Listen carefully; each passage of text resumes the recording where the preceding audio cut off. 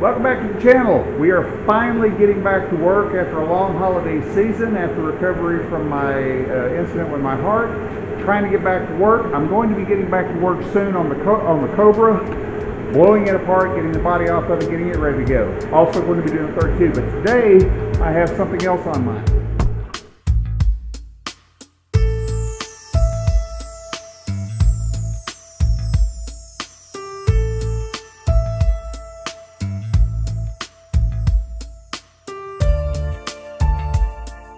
This is the differential that came with the 66 Mustang I purchased. Right now what I'm doing is I'm gathering parts, trying to get ready to get that Mustang on 4 wheels so I can actually start to work on the body work and the metal replacement. I did purchase some 4-leaf mid-eye springs for the rear end. So I've got everything I need to do to mount the rear springs. But as I noted in a previous video, this particular rear end has an issue where it is essentially locked up. It's not wanting to do anything. So what I'm going to do now is I'm going to pull the axles, pull the differential out, see if I can diagnose what the issue is with this. Once I determine the issue with that, I can then move forward. I can either leave the differential out, slide the axles back in and bolt them in so I can roll the car around and mount the rear end. Or if I can determine that the differential is an easy fix, I can fix it. If not, I can go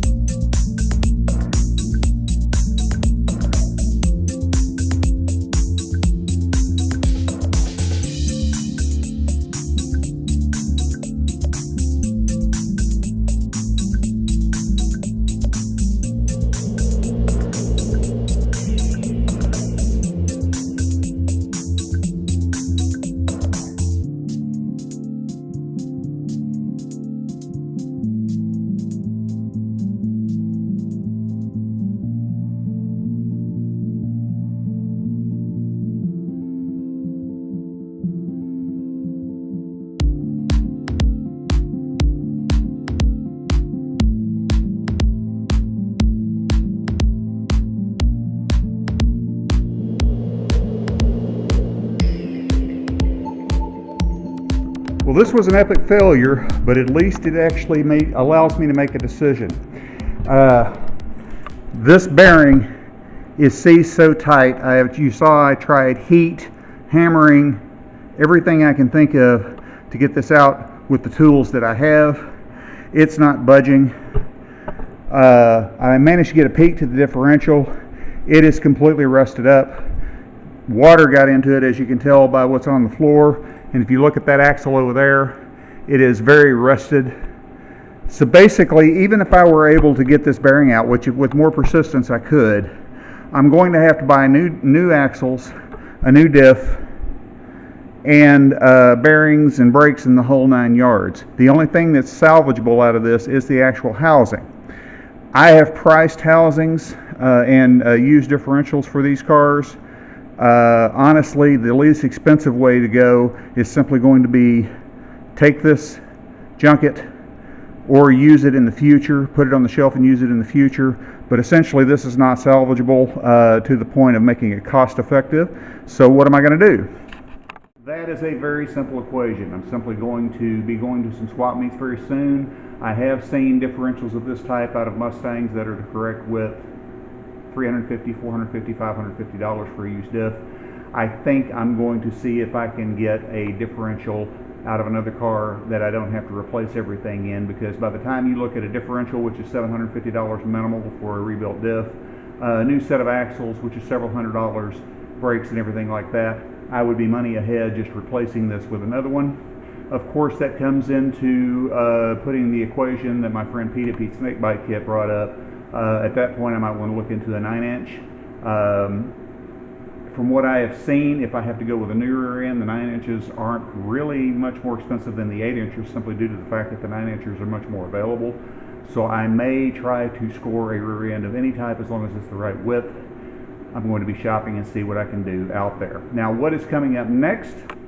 Again, I do apologize for not having more updates lately, but the holidays and everything has really slowed me down. But what is next?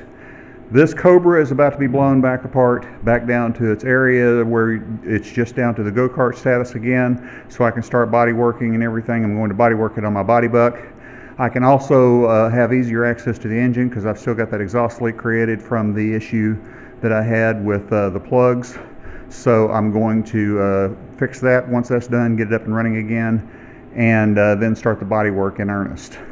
On the 32, very simple. Transmission lines, get the coolant hooked up, get the insulation run inside, and we're going to try to start this one very, very soon. On this, I'm going to table this car for the next couple of months because I am going to the paint swap meet in Texas, where there's always good deals on parts, both new and used. The shipping costs on floor pans and stuff like that is exorbitant, so I'm going to drive down there, buy the stuff, and take it home, thus saving myself truck freight on the sheet metal. So that is what is next for that one. I may go ahead and start trying to get this ready and get it cleaned up to where I can paint the underside and get the suspension installed. I do have the bushings and everything for the springs, so I've got to source a rear end on that too. So we will get to work on that. Just the nature of working on cars. You win some, you lose some. I was a little bit concerned when I realized the differential in that one was locked up. And after spending all the time that you just saw trying to get that axle out, and it is not even budging after multiple attempts, putting heat on it and everything, all of the things I know to do on it anyway, it's simply not worth the work it's going to require versus the parts that I'm going to have to replace versus just getting a different differential altogether. So I'm going to be doing research on that. Stay tuned. I'll post some shorts and I'll post some more stuff. Probably in about a week or two, I'll start uploading the video on blowing the Cobra back apart and getting it ready to paint. And I'll also be doing some work on the 32. We're about to get back. Holidays are over. Time to get busy. Thanks for joining me.